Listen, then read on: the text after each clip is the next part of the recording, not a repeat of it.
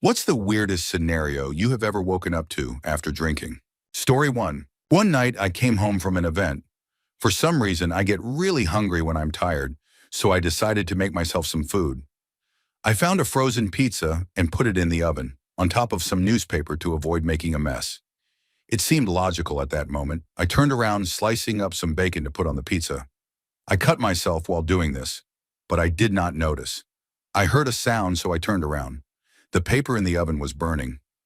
This is all I can remember. I woke up to my mom calling out. I was on the floor of my kitchen. Around me was what looked like some kind of unusual food setup. There were ashes and blood in a circle around me. I had apparently tried to put out the burning paper with my hands. Bacon and a halfway done frozen pizza were arranged into something like a mat under me, and for some reason, my pants were halfway down my legs. Story 2. Once in college, early in the morning, we, six-person dorm, were awakened by loud voices in the living room. One person had a missing tooth, another had a broken collarbone. The missing tooth incident happened when one pushed the other into a wall, which re-injured the collarbone. We ended up calling emergency services with a "he fell down the stairs" story. We also found the missing tooth in a glass of milk in the fridge. Another time, much earlier in life, I woke up in the bushes outside a house with one shoe on, late for an interview and covered in mud. Friends picked me up and we went straight to the interview. I could barely talk, had to buy a pair of sandals there, and did not smell great. I got the job. One more. On a trip one summer, some friends and I were out until early in the morning. Feeling exhausted, I decided the bus was a good place to rest. Near our hotel, my friends woke me and told me we had to stop immediately. The first thing I saw was a big red lever on the window. I pulled it and the window pane popped halfway out, which made the bus driver stop. The driver was upset and talking about calling the police. I offered him some money and he agreed to 100 pesos. It was my first time in such a situation. Story 3. I woke up on the couch in the suite room of my friend's college dorm. I heard two adults walking in. My friend's suite mate had felt unwell and called the paramedics on himself. I sat up, stayed still, and watched them examine him and then strap him into a chair to take him out. Nobody acknowledged me. In the morning, I woke up again in the same spot when someone came into the room. It was the suite mate, in a hospital gown with electrodes on his chest. He had left the hospital. Later that day, they came to find him. I was not around and I forget the details, but it was only a minor consequence. He did not get arrested or anything. They probably made him pay for the visit and maybe a fine. It was a state school, and I doubt he was the first or last person to leave the hospital like that. Story 4. In bed with a friend for whom I had no romantic feelings. No pants on, no pants to be found. Wearing a shirt but no undershirt. His mom walked in and said she had my pants, which were wet, so she had dried them. I was still tired and embarrassed that his mother had dried my wet pants when I did not know why they were wet. Did I spill something? Did I sit somewhere wet? I got dressed and went to find my friends. Everyone was sleeping, so I started waking them. I noticed I had cuts on my hands and arms. His mom mentioned that a vase of flowers had been broken. Apparently, I had been moving around quickly, broke the vase, and got my pants wet while also getting cut while trying to clean it up. Neither of us knows how I ended up in his bed. It had been a fun night before I lost memory of it. Story 5. I had just woken up in my apartment after a long evening. I was not feeling well, so I got sick. I took a shower to feel better and accidentally fell asleep on the floor in front of my bathroom. I woke up about an hour later and went to use the toilet. While there, I heard my TV. I did not remember turning it on but did not think much of it. Suddenly, I heard small footsteps. I looked up and a little boy, about 1 or 2 years old, was standing in my bathroom doorway. When I realized it was real, I noticed the child's nose was running. As the oldest of 4 kids, I wanted to help. I put on my boxer briefs and walked into my living room. Sitting on my couch was a little girl, about 4 years old. I asked where they came from, and she pointed at my front door. I told them to sit and watch TV while I finished in the bathroom. As I was walking back, there was a knock on the door. Thinking it was their parents, I answered in just underwear. I was greeted by 4 police officers. Realizing how strange it looked, I quickly said I had just found the kids in my apartment. One officer knew me from my store. Another called their parents, who came and took them. They said thanks, and I shut the door. Story 6. One morning, I woke up to find a piece of buttered bread on my nightstand, uneaten, and another piece, butter side down, on my leg. I gathered my thoughts, moved all the clothes and other items off my bed into a chair, and started looking for my jeans to find my debit card. While searching through the pile, I found a plastic bag I did not recognize. When I looked inside, I found a rotisserie chicken. Story 7. I woke up on a sofa bed in my friend's house after a lively gathering. My head hurt and coffee was needed. I checked to see who was next to me and saw I was alone, which was good since I had a girlfriend. I decided to make coffee. I got up and was surprised by what I saw. Two men I had met the night before were lying down, one on the floor and one on my friend's piano, wearing only underwear. That was unusual, but not the most unusual part. During the evening, they discovered that my friend's table could be taken apart with some force. They had arranged the pieces into a star shape, surrounded by tissue paper, toilet roll holders, a toilet brush, and a curtain rail. In the center was an object, still activated and moving. I stood there trying to understand, then went for coffee and sat back down, staring at it. I wondered what they had been trying to create. Hours later, they woke up with the worst headaches I had ever seen.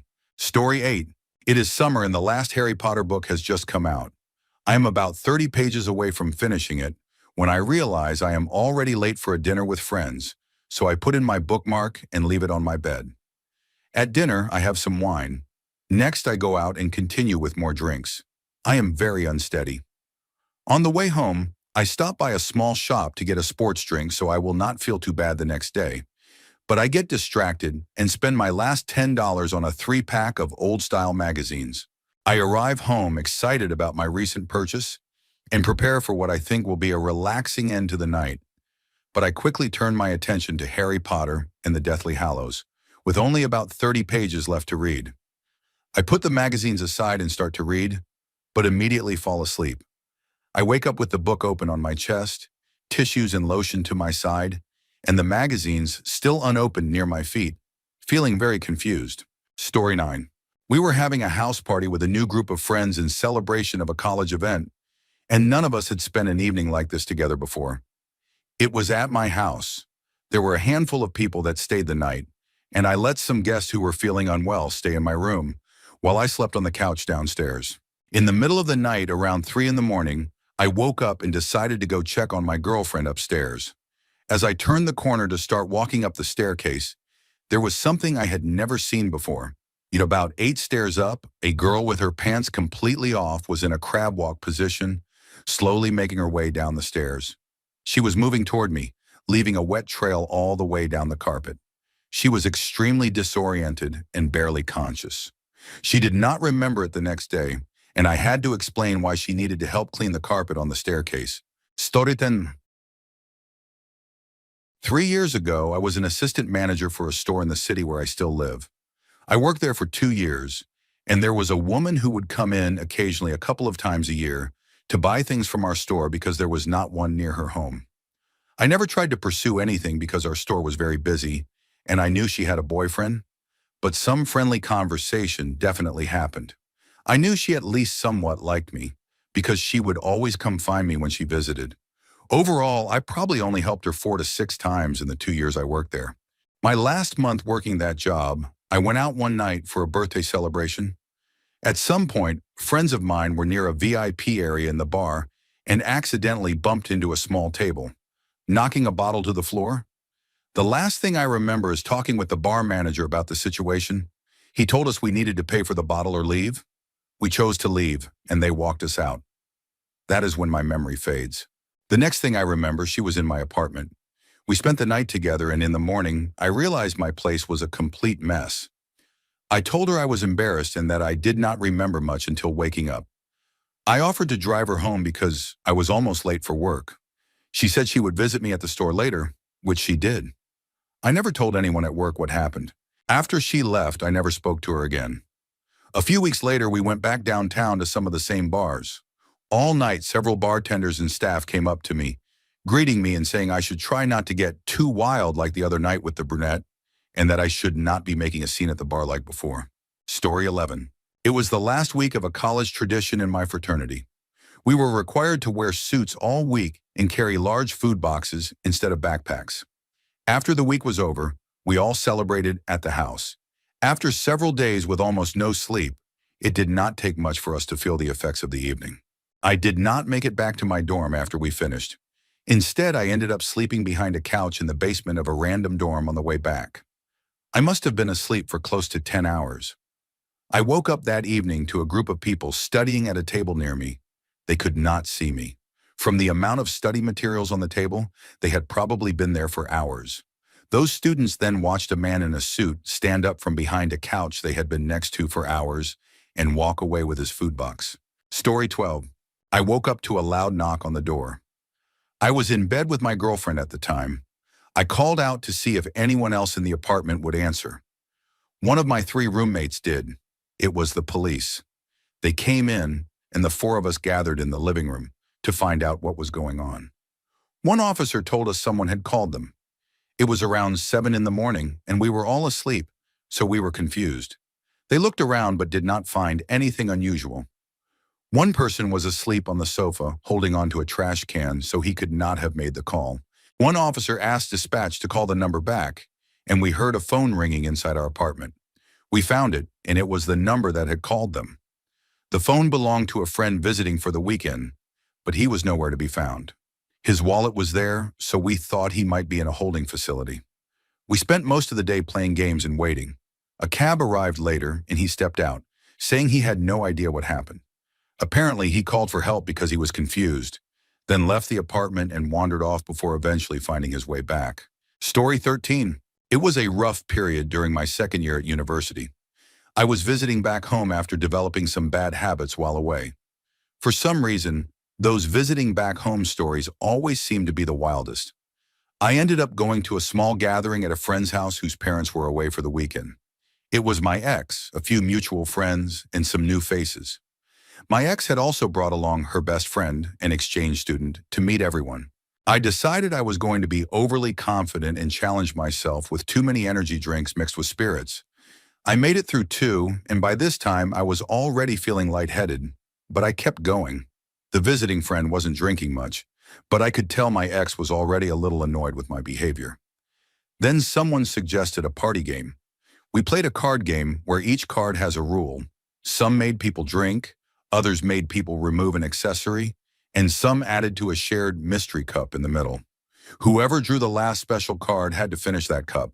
I drew the first card that added to the cup, so in went my energy drink mix. Later someone added cheap red wine. Then someone poured in cream liqueur. The mixture began to foam in a strange way.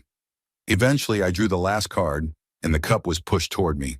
I laughed, added another strong drink to it for good measure, and finished it in one go. From there everything went blank. When I came to, I was in my own bed, 100 miles away from the party. I looked at my arm and saw a hospital tag. My head hurt, I had a bucket nearby, and there were so many bruises I couldn't find a comfortable position.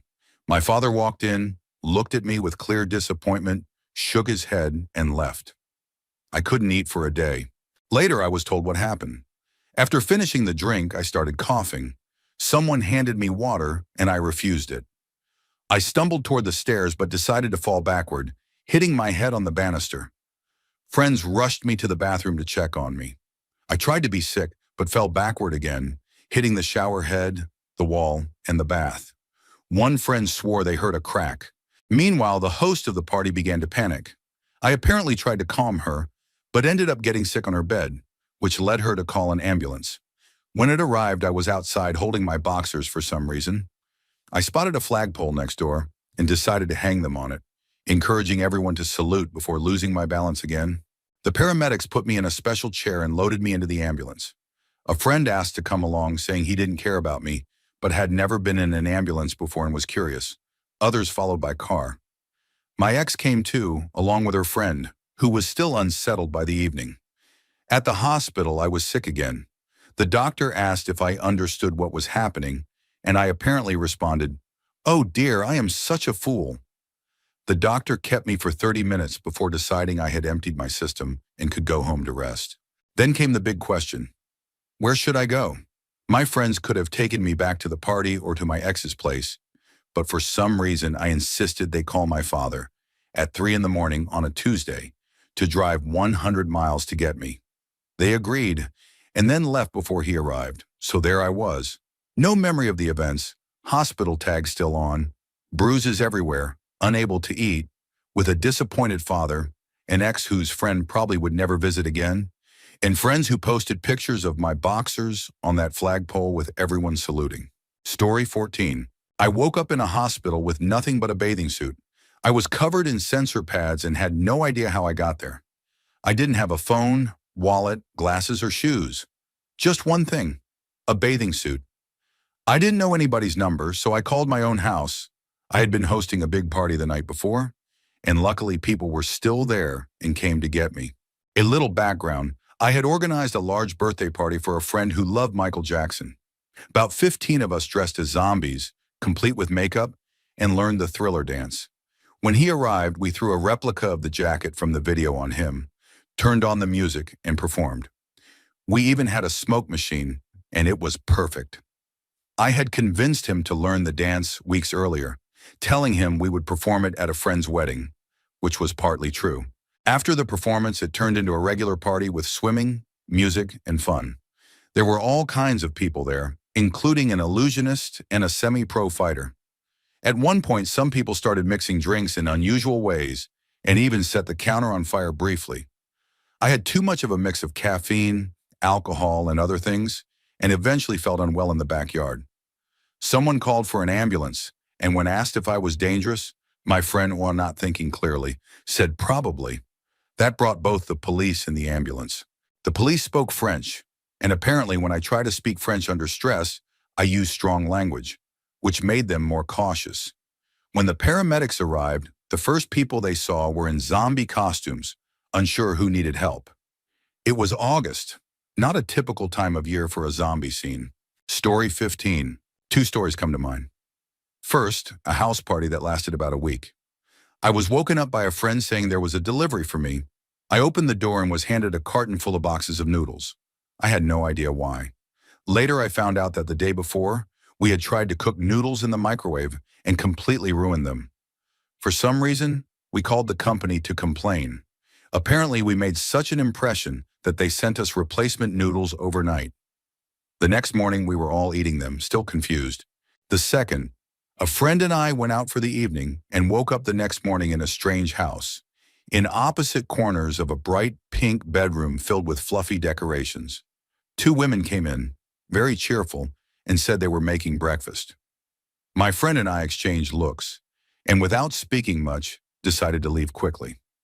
We got dressed, slipped out the front door, and realized we were just a few houses down from where we lived. It was a clean getaway, but we saw them around the neighborhood afterward, and the looks they gave us made our friends laugh every time. Story 16. This happened in high school at a friend's farm, about 45 minutes from the nearest town. There were fields and trees in every direction, and it was going to be a loud night. There were the usual wild antics, people playing with fireworks, jumping in the pool, and someone inevitably running around without clothes. I expected to wake up under the kitchen table like usual after a party there, but not this time. The last thing I remember was talking to a girl visiting from out of town. When I woke up, it was pitch black and extremely hot. It felt like I was lying on carpet, but there was no light at all. I stood up, hit my head on the ceiling, and started feeling around. I found a latch above me. I tried to open it, but something heavy was blocking the way. Eventually, I pushed through and climbed out. It was still dark, but I realized I was inside a boat on a neighbor's farm. Apparently, during the night, I had decided I needed a boat to impress people, so I walked until I found one and climbed in. I ended up nearly overheating in the summer sun and spent a week piecing together the events. To this day, there are still gaps in the story, but it remains the strangest wake-up of my life. Story 17. This will probably get overlooked, but I used to host a lot of gatherings at my mom's house after high school and during college, since she traveled often. One morning after a particularly wild one, I woke up feeling completely refreshed, which was unusual considering the kind of drinks we usually had. I sat up in bed and put my contacts in, noticing that I must have fallen asleep in my clothing. Then it hit me. I had no memory of how the night ended. As I stood up, I realized something strange. My boxers were missing. How could I be wearing my dress shirt and jeans from the night before, but not my boxers? Worse, they were nowhere to be found. I searched my room, but they had vanished. Only one friend was still there, a coworker. I hesitated but had to ask, "So, have you seen my boxers?" He laughed but didn't know either. With work in just over an hour, I began searching everywhere. Bedrooms, couch cushions, porch, yard, nothing. They were gone, so I went to work. About 6 hours later, my mom called, sounding unusually serious. She asked what happened the night before. Not wanting to admit I had a large gathering, I said I just had a few friends over. She wanted me home after work to talk. When I got home, she led me to the laundry room and pointed at the washing machine. Inside was the missing pair of boxers, in terrible condition. But that wasn't all. She took me to her bathroom, where I was shocked to see the wall had been badly soiled.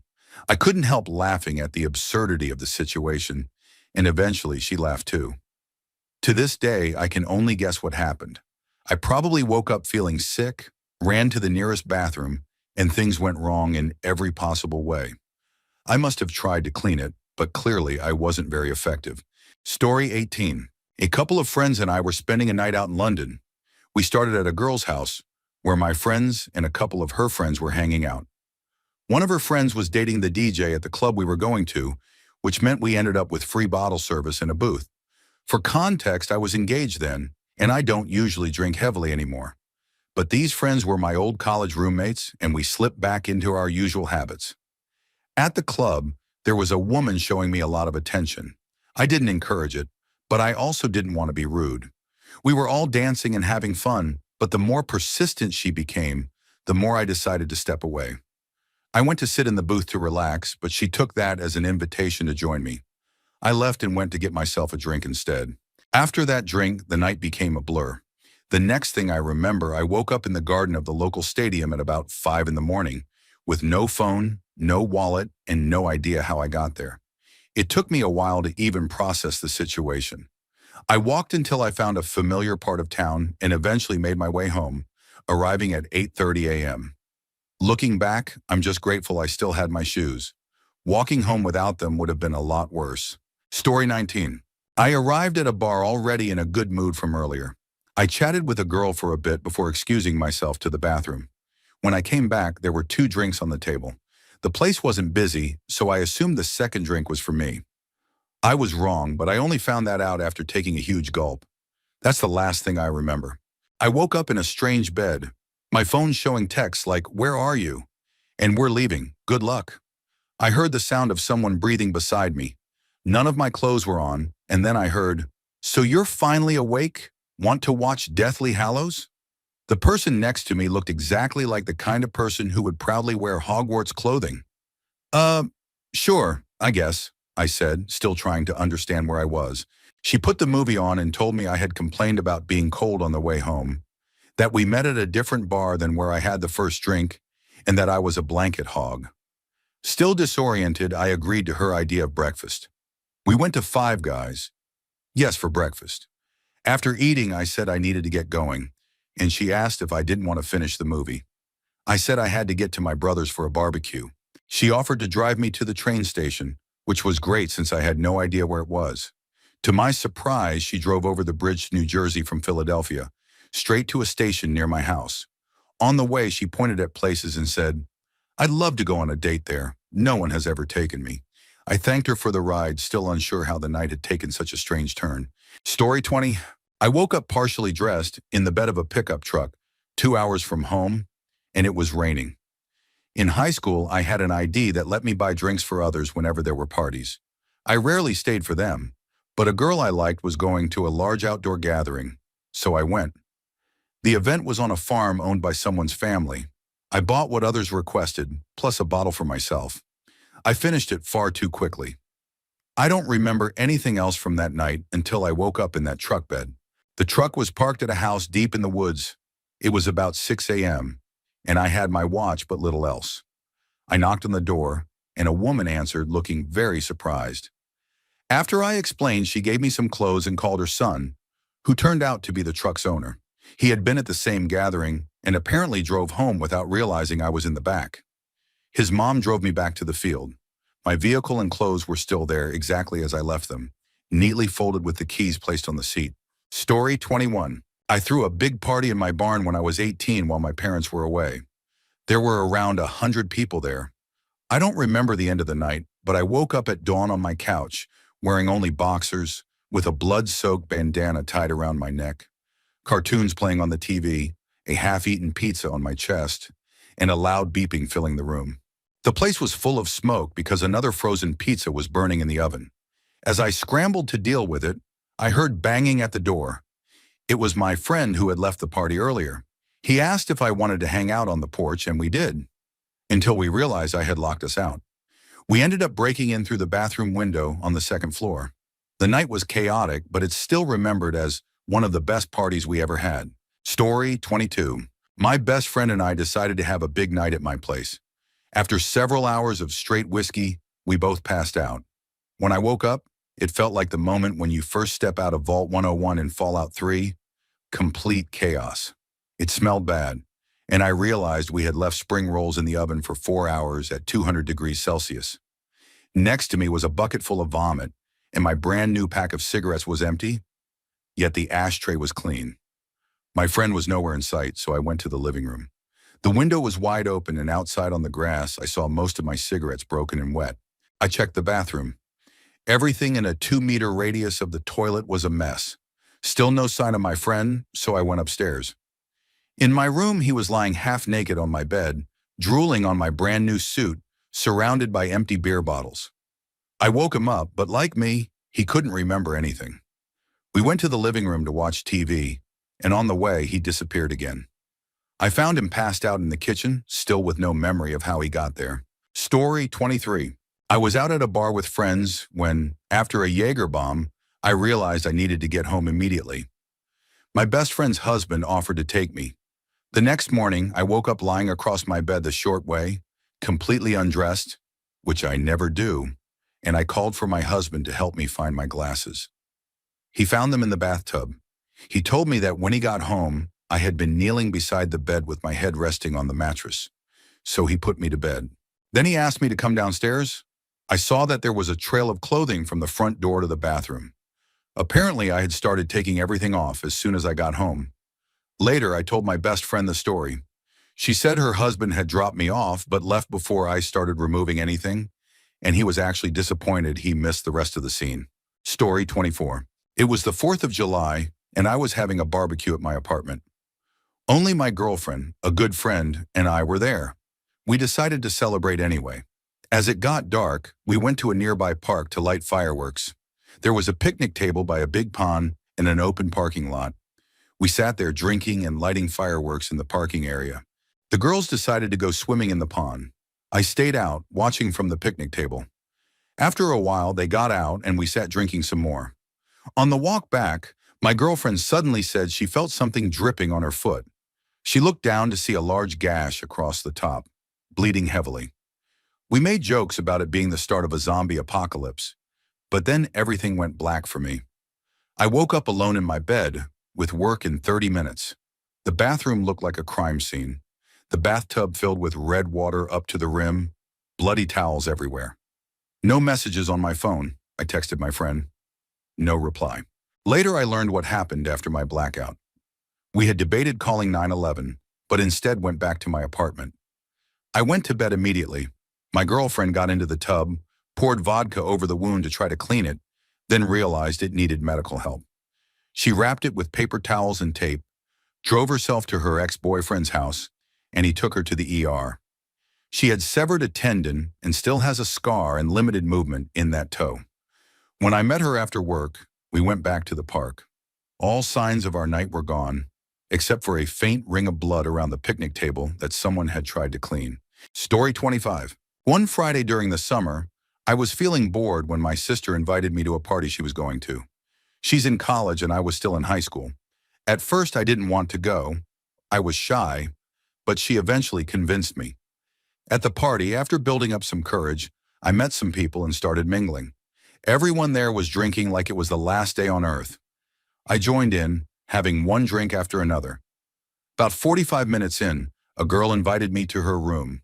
I walked upstairs with her, opened the door for her, and the next thing I knew, I woke up 16 hours later in a field about 3 miles away from campus. I was alone and more confused than scared. I had arrived wearing jeans, a t-shirt, and sneakers. I woke up wearing a top hat, a thong, and a bow tie. My shirt was gone, I was barefoot, and I only had my left sock. All my original clothes, except the sock, were gone. I also had more money in my wallet than I had started with, about $1,000 more.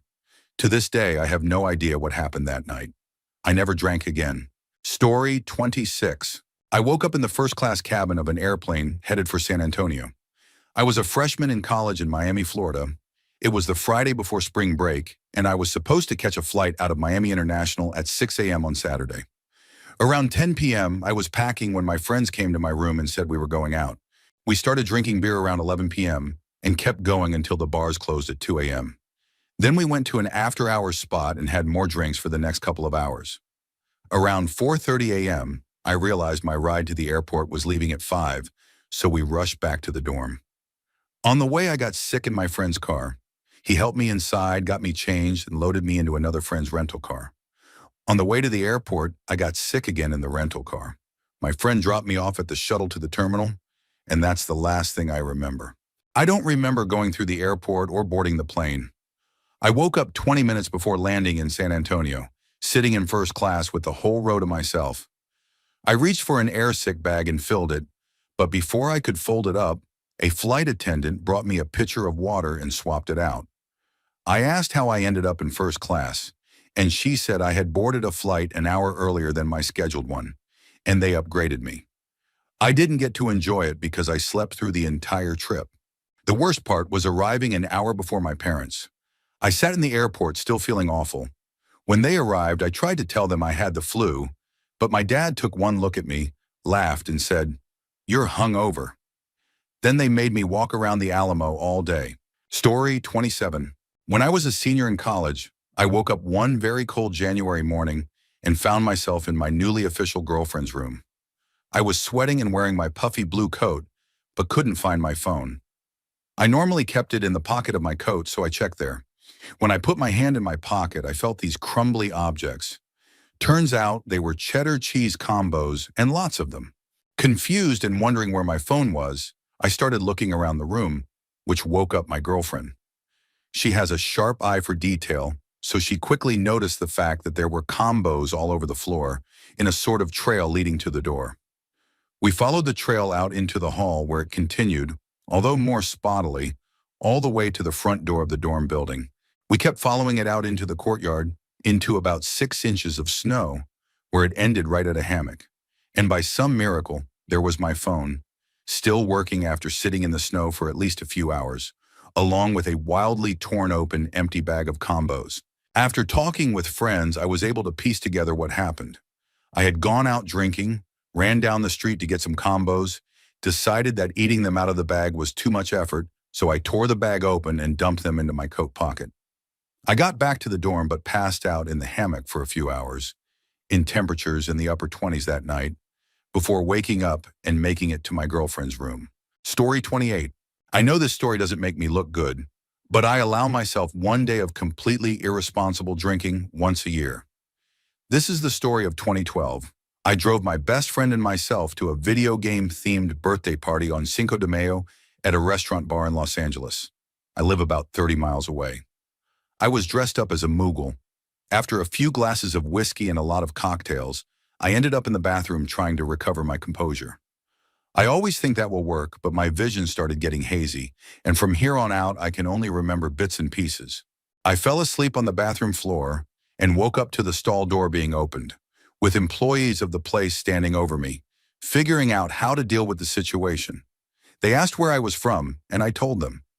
I remember a male voice offering to drive me home and asking if he could look in my purse for my ID to get my address.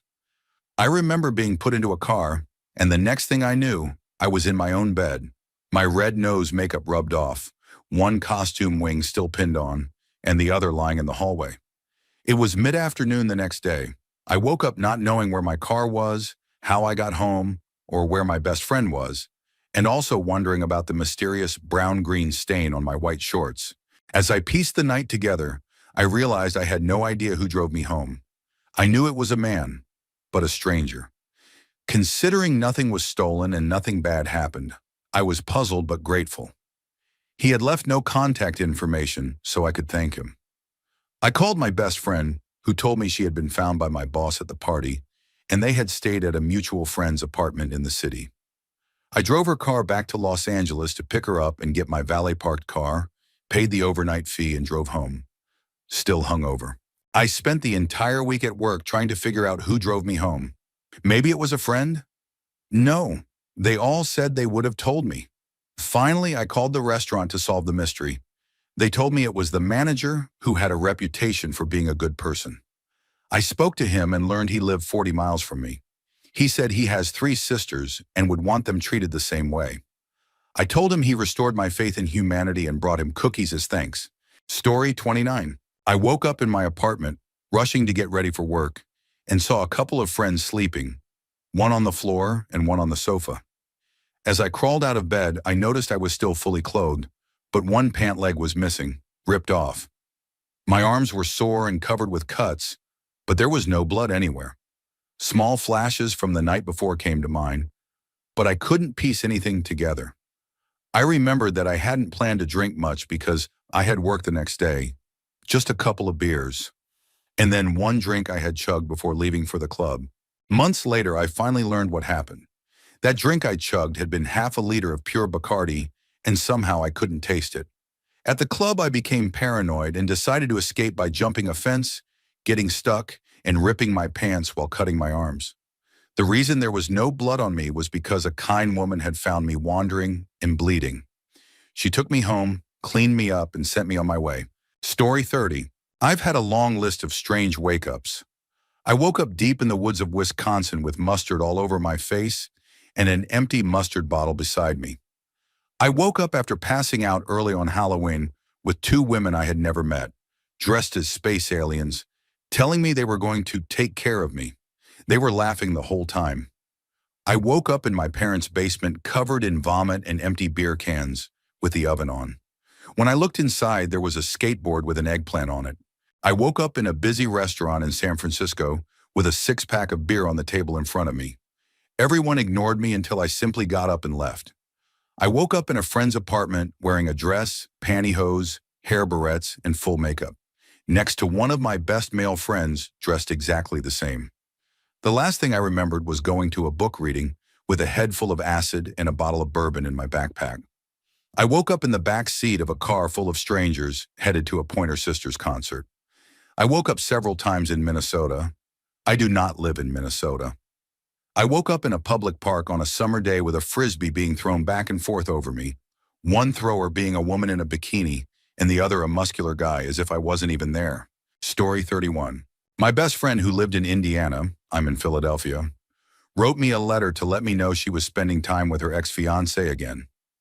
Before things went too far, she wanted to make sure the little fling we had was actually over and wouldn't lead to anything. I loved her, but I worried I could never give her the attention she deserved in a long-term relationship because of my career.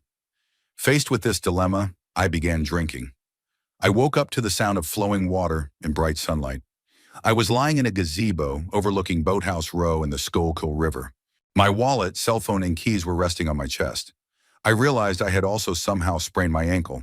I hobbled to the road, caught a taxi to a pharmacy, bought Ace bandages and ibuprofen, then drank some water. I called her and asked her to move to Philadelphia from Indiana. That was 3 years ago. Next year, to make our parents happy, have an excuse for a big dance party, and receive some new kitchen appliances, we'll probably get married.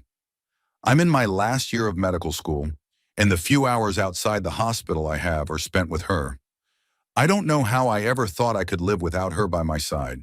Sometimes unexpected mornings make you realize what truly matters. Story 32. This is about my housemate who often drank heavily. This past Sunday, my friend and I returned from grocery shopping to find him sitting in the living room, drinking alone, and playing the original Halo campaign on normal difficulty. He was making no progress. After an hour of watching him lose repeatedly, we decided to take over and play with two other housemates. Around 10 p.m., one of our friends needed to get their keys from the library on the main floor. Inside, we found water leaking from the ceiling. Knowing the plumbing sometimes had issues, we suspected the second-floor sink. It was fine, but that ceiling was also leaking. On the third floor, we found the shower running at full blast with the curtain outside the tub. We called out, but got no response. Pulling the curtain aside, we found him curled up in the tub. He asked for a towel, and when one of us went to his room, they found the floor in bad shape from an earlier mess caused by overdrinking. After failing to leave the tub, he denied causing any of the flooding. We told him to clean up and rest, but 20 minutes later, he stumbled downstairs with 2 more beers, which we took away. Later, we realized he had taken the shower because of an accident he had while intoxicated. Story 33. A guy I knew in college once told me a shocking story. He and a friend went exploring in the woods in Central Oregon while under the influence of hallucinogenic mushrooms. They imagined they saw a troll sleeping in the woods and decided to catch it. They got some bungee cords from their car, tied it up, put it in their trunk, and took it back to their cabin.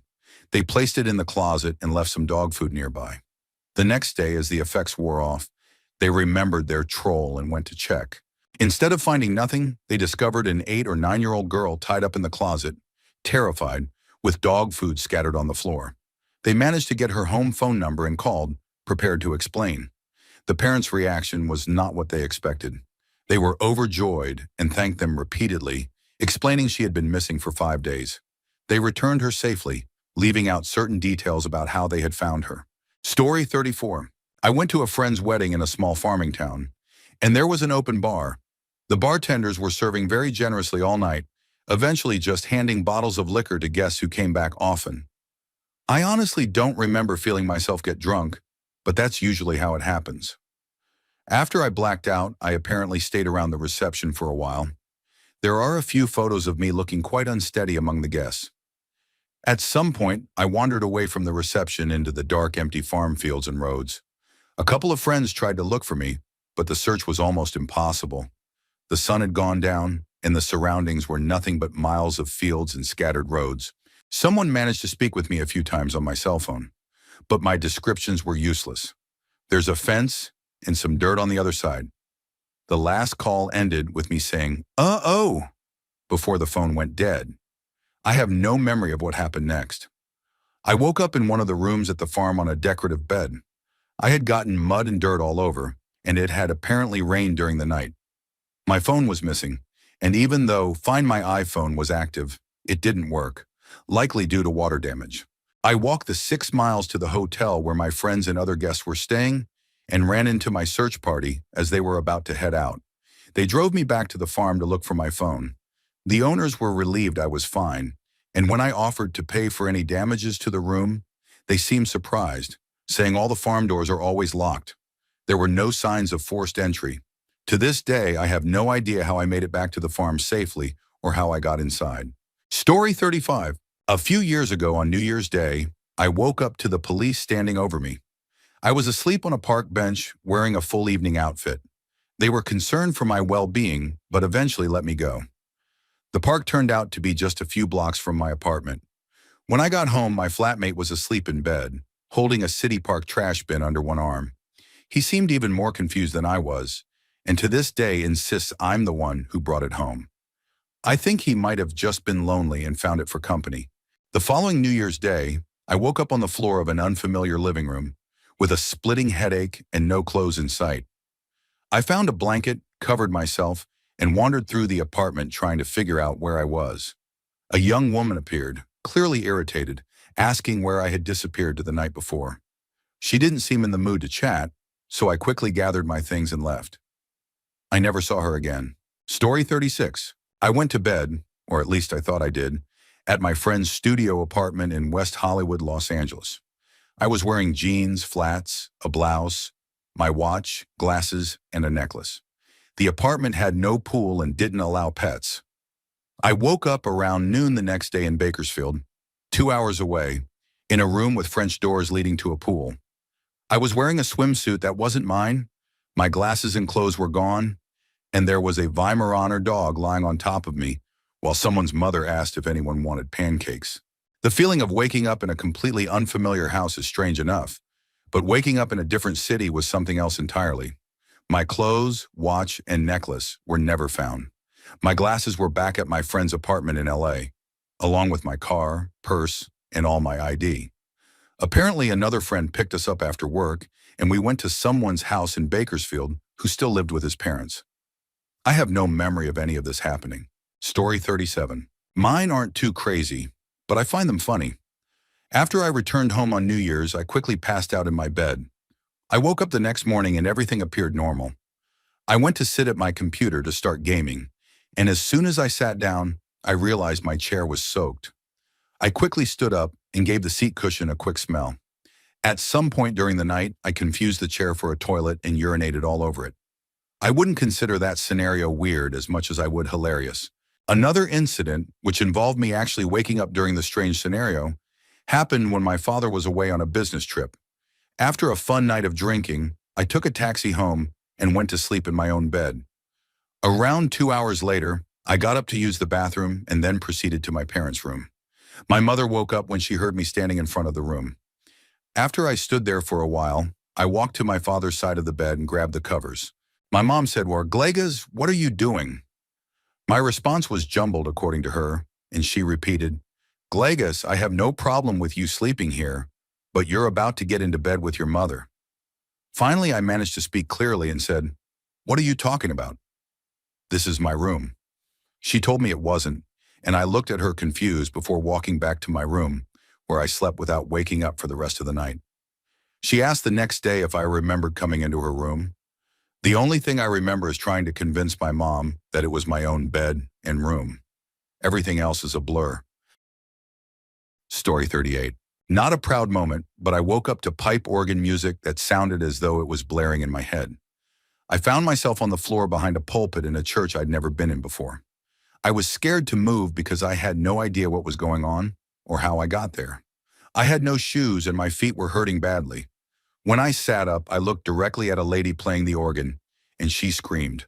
A man came running from somewhere on the other side, startled when he saw me. They both tried to talk to me and offer help. The man helped me stand up, and my feet were covered in cuts and bruises, as if I had run through rocks and glass, with a nasty cut above my left ankle. The lady helped me to the bathroom so I could clean up. To my horror, when I looked in the mirror, I saw what appeared to be dried blood streaked across my face, neck, and upper chest. I had leaves and twigs knotted in my hair. It was most definitely a shocking moment. I called a friend and had the lady explain where I was so he could pick me up. He was freaked out because several friends had been out all night searching the woods for me near a creek where we had been partying when they lost me. I don't remember a creek or leaving the house. It turned out I had drunk nearly a full bottle of tequila while also being on pain medication for my back. We assumed I had marked myself with my own blood. The church I was at was almost 8 miles from the creek. How I managed to walk that far in the dark while intoxicated still confuses me. What puzzled us even more was that the shirt I was wearing didn't belong to me or anyone I had been with, and I had chicken nuggets squished in one jeans pocket and a harmonica in the other, along with a set of unknown keys on a Hard Rock Vegas keyring. The keys appeared to be for a house and a car. I don't eat chicken nuggets. Nobody recalls going anywhere to get them. I'd never owned a harmonica, and those keys still remain a mystery to this day. Story 39. I was taking shots with a guy I had just met at a bar. Apparently, I had way too many and woke up the next day in a religious temple in another city. We had shown up the night before and caused a mess inside, so I spent the morning helping them clean up and apologizing over and over. That guy from the bar was nowhere to be found. When I asked about him, they told me I had drunkenly mentioned some small farming town nearby. I made my way to that town and started asking around. Some people were clearly upset to see me. I apologized and asked what I had done because I didn't remember anything. They told me I had stolen one of their animals and sold it to someone. I tracked that person down and got their goat back. They appreciated it, but they still didn't want me hanging around. I asked if I had mentioned the guy from the bar, and they told me I said he was getting something for my fiancé. The problem was I didn't have a girlfriend, let alone a fiancé. A farmer told me this guy had been looking for rings in the next town over, so I went there. I visited a couple of jewelry shops before finding the one I had apparently been in the night before. The owner wasn't happy to see me. Apparently, I hadn't paid full price for a ring, and I had begged and pleaded until they lowered it. Embarrassed, I paid the rest of the costs and asked if they knew anything about a wedding, a fiancé, or the man I was with. They pointed me toward a nearby church where I was supposedly getting married soon. I went to the church and walked inside. I passed a few people standing around and came to a small set of stairs. When I reached the top, a huge ball of light appeared in front of me. I stepped into it and found myself in a little meadow. Down a path, I saw my friend sitting at a huge table with several other people eating. Then he transformed into the Daedric prince, Sanguine, who told me he had enjoyed the previous night and wanted to reward me. He handed me the Sanguine rose and sent me back home. Story 40. One morning after a terrible night of binge drinking, I woke up to the sound of loud banging at the door. I was living in a student house with two roommates. My room and one roommate's room were right by the front door. He was a big guy, about 6 feet 2 inches, around 230 pounds, and used to play competitive hockey. I was too hungover to move, so I figured he would answer it. He was just as hungover and assumed I would get it. Our third roommate, whose room was upstairs, finally came down and opened the door. Standing there was a woman clearly in distress, shouting and trying to push her way inside. My upstairs roommate managed to keep her out, but she kept yelling at him. Apparently, I was still passed out the entire time, and the other guy just stayed in bed laughing while listening to the commotion. Eventually, our upstairs roommate slammed the door shut and locked it. The woman then spent the next few hours alternating between sitting and standing on our front lawn, yelling at students on their way to class. She finally wandered off sometime after noon. Story 41. The morning after my 19th birthday, I woke up in a hospital wearing a men's diaper and wrapped in caution tape. It had been my birthday, so my friends and I decided to throw an ABC party, anything but clothes, to celebrate mine and another friend's birthday. My outfit was a diaper, partly as a joke and partly because I figured I'd probably pass out somewhere. I didn't expect that two of my friends, who are now my roommates, would also buy a large bottle of Sky Eye vodka. We started drinking and playing a massive 28-cup liquor pong game, which got us completely obliterated. I blacked out right after. The next thing I remember was waking up in a hospital bed, still in my diaper and caution tape. The nurses said I must have fallen at some point and warned me not to drink so much. When I reached up, I realized I had stitches on the side of my head. The doctor handed me the number of that girl you were with, though I had no idea who she was. I called her and found out I knew her vaguely. She had my medical card and said she'd come pick me up. Still slightly drunk and probably concussed, I got bored within minutes and walked out of the hospital in just my gown and diaper. It was October in Montreal, about 2 degrees Celsius, and I walked a mile back to my dorm like that. Meanwhile, the girl had shown up at the hospital looking for me. The nurses assumed I had just gone outside for a smoke, since I kept my cigarettes in a caution tape pocket on the diaper. Over the next few days, I pieced the night together. After liquor pong, I played another smaller game, funneled vodka from a skull-shaped scuttle, and went to that girl's room to hang out. At some point, I started to lose my balance, grabbed her lamp for support, and ended up spinning it in wide circles until it fell. I went down with it, hitting my head on her nightstand. That explained the stitches. Even with all that, my brother was in town for Halloween and my birthday, so we kept celebrating for the rest of the weekend. Story 42. This reminds me of something that happened a few years back. It wasn't me, but a friend of mine, and I'll tell it as it unfolded to me for extra dramatic effect. At the time, I was still in school and working weekends in a shop. There was a guy and a girl from a nearby village who also worked weekends there. One Saturday, they told us they were both going to a party in a pub that evening. The guy, let's call him Jason, because that's his name, was particularly excited because he was off the next day and didn't have to worry about working hungover. The next day at work, I asked the girl how the party went.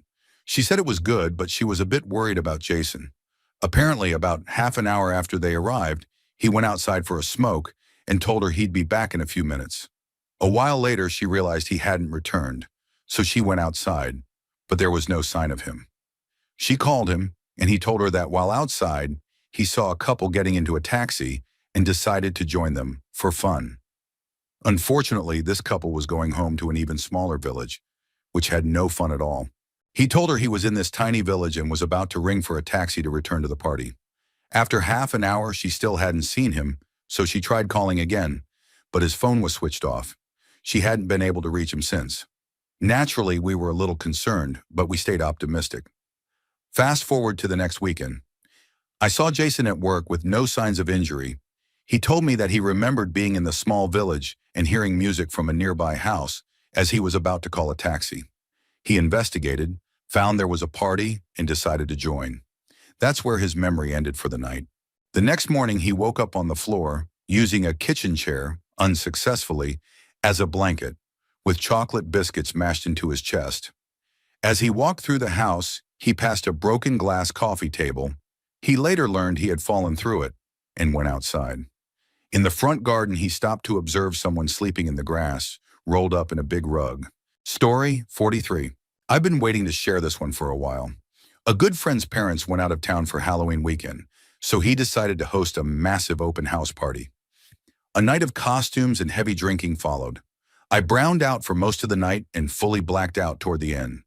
When I finally woke up, I was in complete darkness, inside one of those large 2-foot by 5-foot wicker toy storage containers. When I busted out, I realized I was in the host's little sister's bedroom. In the corner were a set of bunk beds, both occupied. On the top bunk was a friend in a full Legolas costume, complete with bow and arrow, sleeping next to another guy dressed as a hillbilly. The hillbilly's jean overalls were unhooked, and he still had a corncob pipe in his mouth. The bottom bunk had 2 cheerleaders, face to face, literally planking on one another. Needless to say, everyone woke up laughing and trading wild stories. I had gone to the party dressed as Waldo.